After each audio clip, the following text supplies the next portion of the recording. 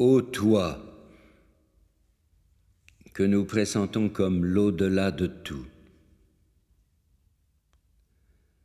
toi, l'inconnaissable, l'indicible, nous ne savons pas comment te nommer.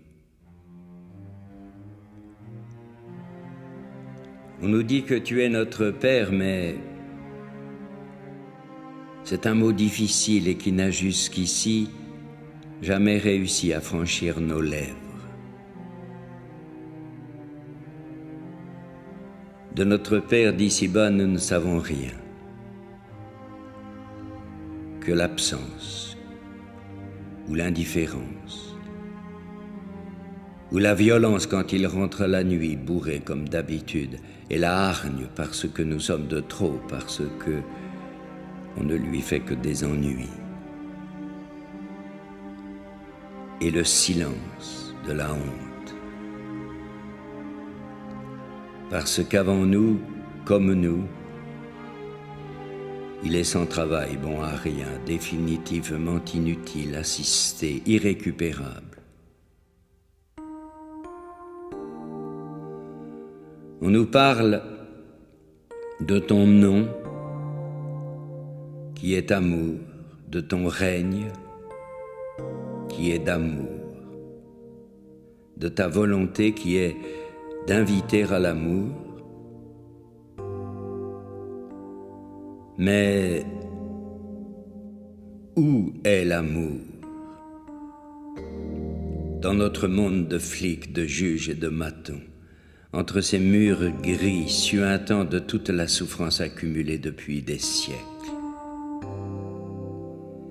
L'amour est absent, et c'est notre seul malheur.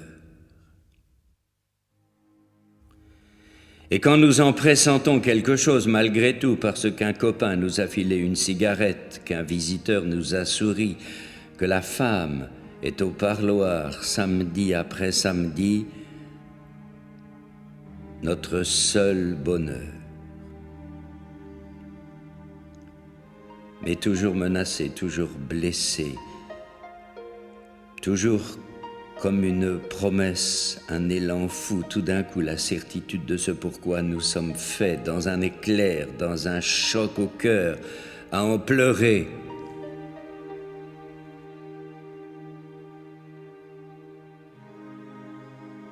Et puis l'absence à nouveau.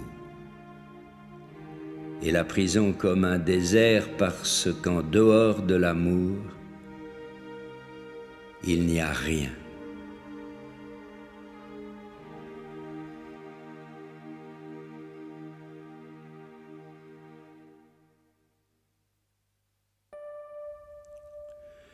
On nous dit de nous tourner vers toi pour demander le pain de chaque jour, mais nous n'avons pas besoin de toi pour cela. Le pain, ça se gagne ou ça se vole. D'ailleurs, nous ne manquons pas de pain en prison. Nous en avons trop, nous le jetons par les fenêtres. À moins qu'il ne s'agisse d'un autre pain, le pain de l'âme, du cœur, de la présence. Mais surtout, tu nous demandes de pardonner. Comment veux-tu que nous pardonnions? À l'ami qui nous a donné aux flics ou qui a profité de notre absence pour prendre notre femme, que nous pardonnions aux policiers, aux juges, à la foule de tous ceux qui nous auront blessés à l'âme.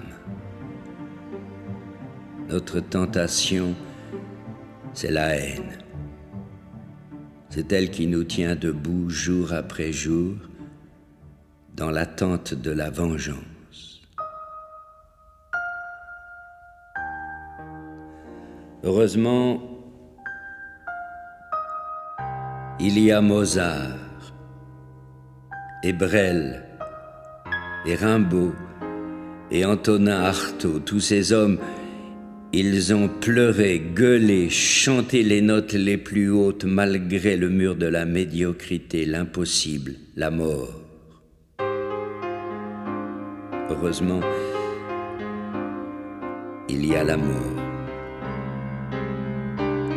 Seule naissance à la vie, à l'éternité de l'amour. La mort comme une permanente possibilité d'évasion.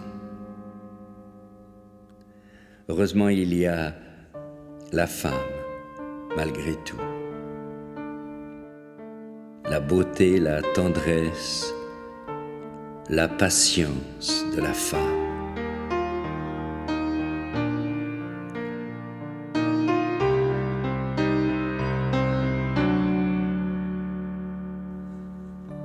Mais nous ne savons pas aimer. Nous ne voulons pas aimer. Nous avons peur d'aimer et parfois nous pensons qu'il n'y a pas d'autre solution que de haïr l'amour pour nous préserver de l'absence. Heureusement, il y a le Christ, le seul qui n'ait jamais triché. La colère et la tendresse du Christ jusqu'au bout, jusqu'à la fin, jusqu'à l'agonie dans la solitude, jusqu'à la mort, jusqu'au pardon quand tous l'abandonnent. Et peut-être qu'avec lui seulement, qui nous délivre du malin, nous pouvons dire dans un murmure, Père, Père, pardonne-nous d'avoir douté de l'amour. Père, non pas ma volonté, mais la tienne. Père, pardonne-leur car ils ne savent pas, ils ne peuvent pas savoir. Père, entre tes mains, je me remets tout entier. Amen.